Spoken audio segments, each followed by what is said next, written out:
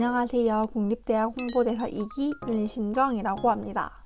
지난 12일에 순천대학교에서 여순사건을 담은 10월의 핀 동백 시사회가 열렸습니다. 10월의 핀 동백은 초등학생들에게 여순사건에 대해서 알려주며 역사기행을 떠나는 과정을 담았는데요. 순천대학교 대학생들이 지역사회 문제에 대해 관심을 가지고 더 많은 사람들에게 알리고자 하였다는 점에서 화제가 되었는데요. 이 화제의 주인공 10월의 핀 동백을 제작한 이실직구 팀장님을 모셨습니다. 바로 보시죠.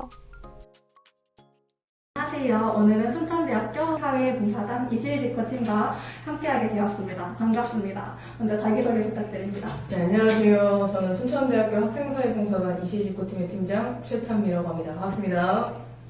지난 12일에 순천대학교에서 여순사건에 대한 10월의 핀 동백 시사회가 있었다고 들었습니다. 어떤 시사회였는지 간단하게 소개 부탁드립니다. 먼저 10월의 핀 동백은 우리가 흔하게 여순사건이라고 불리고 있는 그 사건을 집중했던 다큐멘터리입니다. 그래서 그 아이들이 여순사건을 전혀 모르고 있거든요. 그래서 여순사건을 배워가는 발자취를 담아서 다른 사람들한테 알려주자. 그러면 초등학생들의 시선으로 촬영된 다큐멘터리이기 때문에 어떤 세대든 쉽게 이 일을 이해할 수 있을 거라고 생각을 해서 그런 취지에서 다큐멘터리를 촬영하게 되었습니다. 네, 기존에 저희 봉사단은 방학마다 4박 5일, 5박 6일의 형태의 재능 기부 캠프를 운영을 했었는데 봉사단이라는 게 사실 특별한 지원이 없으면 운영되기 어려운 게 사실입니다. 그런데 저희가 기획안을 들고 많은 기관이나 단체들을 찾아뵀었죠. 저희가 이런 취지로 다큐멘터리를 찍으려고 하는데 혹시 도와줄 수 있으신가? 근데 사실 한 군데도 없었습니다.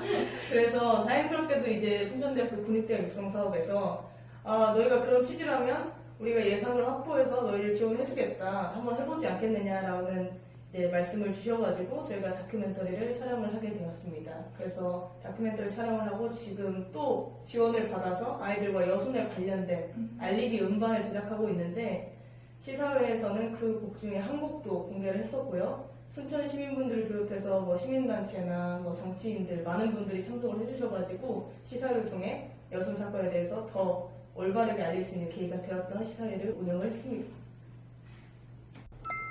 여순사건에 대해서 생소하신 분이 있을 것 같아요. 이에 대해서 간단하게 설명 좀 부탁드릴게요.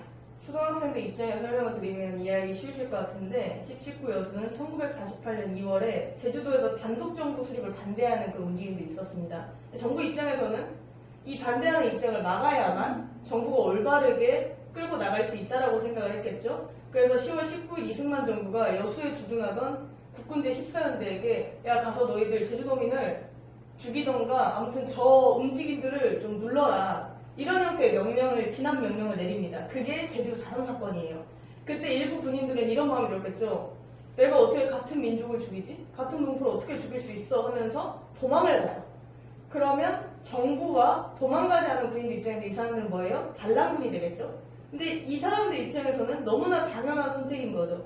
이런 과정 속에서 반란군이라고 칭했던 그 명령을 불복했던 군인들은 도망다니고 시민들은 또 그 마음에 공감해서 숨겨주기도 하고 이러면서 많은 싸움이 일어났었고 정부가 21일 여수와 순천 일대에 계엄령을 선포하면서 진압을 했습니다. 그 과정에서 많은 민간인들이 희생되고 민간 어떤 자원들, 시민들의 물건이나 집이나 이런 것들도 많이 희생이 됐었겠죠.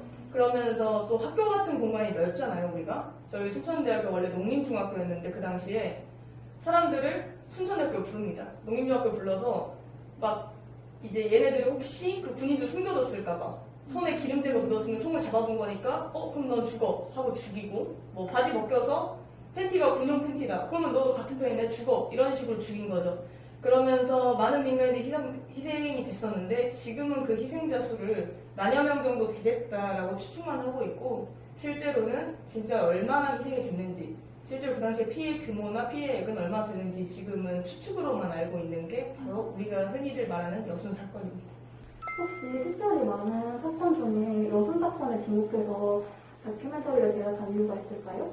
제가 시사회 때도 인사말로 많이 말씀드렸었지만 제가 21살 때 순천대학교 입학해서 지금 27입니다. 6년째 대학에 다니고 있는데 제가 이만큼 대학에 다니게 된 계기가 하나 있어요.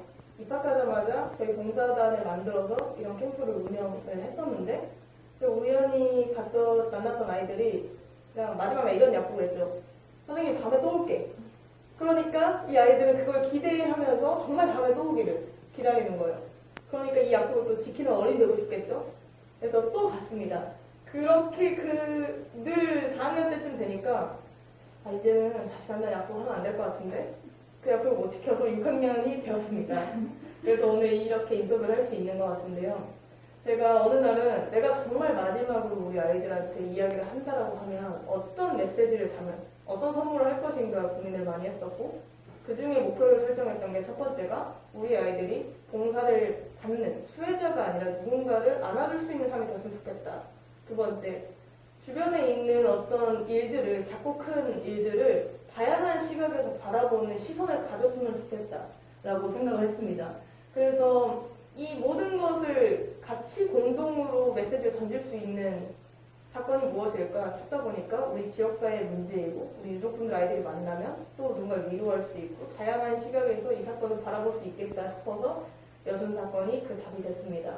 특히나 여순 사건은 검색을 해보면 정확한 명칭이 없어요. 여순 사건이라고 부르는 사람, 반란, 항쟁, 학살, 또 1019 여순, 여순 1019 이렇게 부르는 사람이 너무 많은데 그 이유가 다양한 관점에서 봤을 때 모두 다 자기 입장에서 이야기를 하는 거죠. 근데 대한민국의 어떤 역사 교육은 시험을 보기 위해서 짜맞춰진 틀대로 가르쳐주고 있습니다.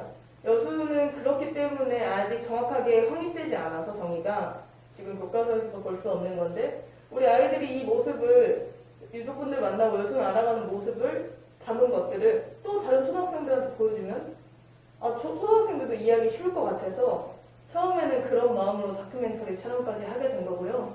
실제로 여순 사건이라고 불리지만 전남 동부권 전역에 걸쳐서 일어났던 일이기 때문에 우리 아이들이 사는 곳에서도 저희 아이들이 다니는 기관에서 산을 보면 백운산이 있어요. 그 안에서도 이 일이 일어났던 거기 때문에 우리 아이들에게도 전혀 무관한 일이 아니다라는 메시지를 좀 전리고 싶었습니다. 그래서 아이들이 이런 활동들을 하고 대학생들이 이런 활동을 하는 모습들을 좀 어른들이 보신다면 우리 10대, 20대도 이렇게 고민을 하는데 이제까지 특별법 제정도 흐지부지 되고 또 많은 사람들의 관심이 떨어져 가고 있는 이 세상 속에서 우리들도 여순을 알고 있다. 초등학생들 관심을 갖는다. 이 메시지를 다른 세대에게 던지면 다른 세대 또한 동참해 줄 거라고 생각했기 때문에 여순을 선택하게 되었습니다. 초등학생에게 여순 사건을 알려주고 떠나는 역사 기행의 과정을 담았다고 설명을 해주셨는데 혹시 이것을 제작하면서 인상 깊은 에피소드 같은 게 있었나요? 이게 참 아이러니하게도 편견에서 일어난 에피소드가 하나 있었는데 그 멘터리가 처음에 시작은 여수는 무엇이다. 이 무엇을 채워가는 과정이에요. 그런데 이 질문 자체가 저희가 원래 다큐가 아니라 드라마를 하려고 했었거든요. 근데 애들이 그러더라고요. 회의를 하는데 언니 그래서 제목은 뭘로 할 거예요? 그러면 우리 영화 같은 거 다큐멘터리 보면 제목이 있고 그 위에 부제목이 있어요. 근데 제목은 10월의 피 동백인데 부제목을 여순 사건이라고 할 거냐 뭐라고 할 거냐 고민을 하다가 누가 그게 중요한가? 라는 메시지로 다큐멘터리로 전향을 한 거죠. 그래서 이 다큐멘터리 스토리가 나온 건데 솔직히 아이들한테 편견 없이 가르치기 위해서 노력을 많이 했습니다. 저 나름대로의 여순에 대한 정의, 생각들을 최대한 숨기고 이런 인터뷰를 하면서도 그럼 본인이 생각하는 여순은 어떤 의미를 가지고 있나요? 라고 말해도 저는 그런 의미를 가질 수 없다 라고 대답을 했었는데 어떤 아이가 이렇게 답을 썼더라고요. 여순은 반란이다. 근데 거기서 제가 너무 어떻게 반란이라고 생각할 수 있지? 맞아요. 팀원들이랑 저녁에 모여서 야 이걸 다큐에 나가도 될까? 라고 생각하는데 문득 이런 생각이 든 거죠.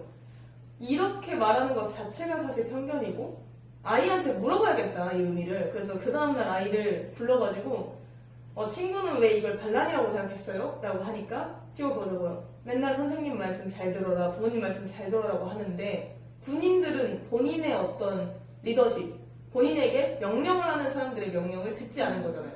그런데 어떻게 그 사람들이 잘했다고 할 수 있을까요? 그러니까 물론 희생된 사람들에 대한 안타까움이 있다라는 말을 했었죠. 그게 참 놀라운 이 에피소드로 하나가 있고 감동적인 순간은 사실 거의 매일이었던 것 같아요. 아이들이 유족분들을 만나러 가는 그 순간도 엄청난 감동이었고 아이들이 그 얘기를 듣다가 이렇게 말하더라고요. 근데 사과는 받았느냐? 할머니 사과는 받으셨어요? 근데 할머니가 이제 우시면서 한 번도 대한민국 정부에서 그 당시 희생이 됐다고 하는 사람들한테 보상은커녕 사과조차 하지 않았다는 거죠. 그리고 순천대학교에서 역사기를 하는데 아이들이 과거 사진과 비교해서 그 뒤에 산이 있어요. 이제 그 산을 보고 여기랑 똑같은 장소네? 근데 여기서 이만큼 많은 사람들이 죽었다고 라는 이야기를 하면서 정말 우리는 늘 걷는 곳이잖아요, 순천대가. 그리고 대학생이라고 하면 어떤 청춘, 즐거움, 캠퍼스 라이프 이런 것들이 되게 희망찬 것들을 의미하는데 72년 전 이곳에는 굉장히 우울하고 슬픈 이야기가 있었다는 거죠. 그런 것들을 아이들이 먼저 공감해서 저희한테 이야기를 하는 걸 보면서 저는 참 매일 행복했고 뜻깊었다라는 마음을 느꼈습니다. 아까도 잘 말씀해 주셨듯이 이번 시사회는 국립대학 육성 사업을 지원으로 제작이 되었는데요. 혹시 국립대학 육성 사업에 대해서 들어보신 적 있으신가요? 솔직히 말하면 국립대학 육성 사업 들어본 적이 없습니다. 그래서 저희가 영화가 끝나면 막 배우들 이름 올라가는 걸 스크롤이라고 하거든요. 그 스크롤에 저희 아이들 이름, 도와주신 분들 이름을 써야 되는데 돈은 국립대학 육성 사업에 줬는데 제가 여쭤봤어요. 선생님 이거 그냥 국립대학 육성 사업 고딕체로 쓰냐? 로고가 있냐? 그러니까 학교에서도 그 로고가 있나? 근데 저희 이제 편집팀이 굳이 그걸 찾아서 로고를 갖다가 넣었어요. 그러면서 사실 국립대학 육성 사업에 대해서 좀 알게 되었습니다. 만약에 이런 과정이 없었더라면 제가 6년이나 대학을 다녔지만 국립대학 육성 사업을 알 수가 없었겠죠. 근데 만약 이 자리를 통해서 제가 한 번도 감사하다는 인사를 못 드렸었는데 저희 말도 안 되는 기획안 몇 장을 보시고 그리고 아이들과 저희가 함께하는 그 시간들을 아낌없이 지원을 해주시고 여기서 멈추지 않고 이것들 많은 사람들한테 알릴 수 있는 시사회 지원도 해주시고 또 음반 제작까지 지원을 해주시고 계시잖아요. 그래서 저희가 너무 감사하다라는 말씀을 이 자리를 통해 드리겠습니다. 감사합니다. 마지막으로 이 영상을 보고 계실 국립대 학생들에게 하고 싶은 말 해주세요. 여러분, 여순에 대해서 많은 관심을 보내주십시오. 순천대학교 학생들이 이런 걸 했네? 정말 잘했다. 굉장히 대단한 걸 했네? 이런 거에 주목하시는 게 아니라 왜 얘네들이 이 이야기를 가지고 초등학생들을 만나면서까지 전공 공부보다 이 시간을 위해서, 이 다큐를 위해서 왜 오랜 시간을 쏟았는지 그 일에 주목을 해주신다면 더 나은 세상이 올 거라고 생각합니다. 특히나 우리 호남권에는 광주 지역의 5.18 민주화 운동이라고 불리는 일도 있었잖아요. 너무나 많은 역사 속에서 여수는 이제 당대라기보다 역사에 가까워졌습니다. 72년이나 흘렀고 72년이라는 시간 동안 아무도 이분들한테 사과를 하지 않았습니다. 저는 적어도 다음 세대, 이 앞으로의 세상에서는 잘못은 바로 잡을 수 있는 사람들, 올바른 세상을 물려줄 수 있는 사람들이 가득했으면 좋겠다라는 생각을 합니다.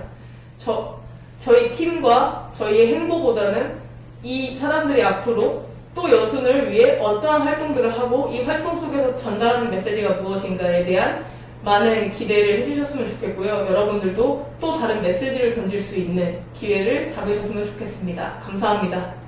네, 감사합니다. 인터뷰 여기서 마치겠습니다.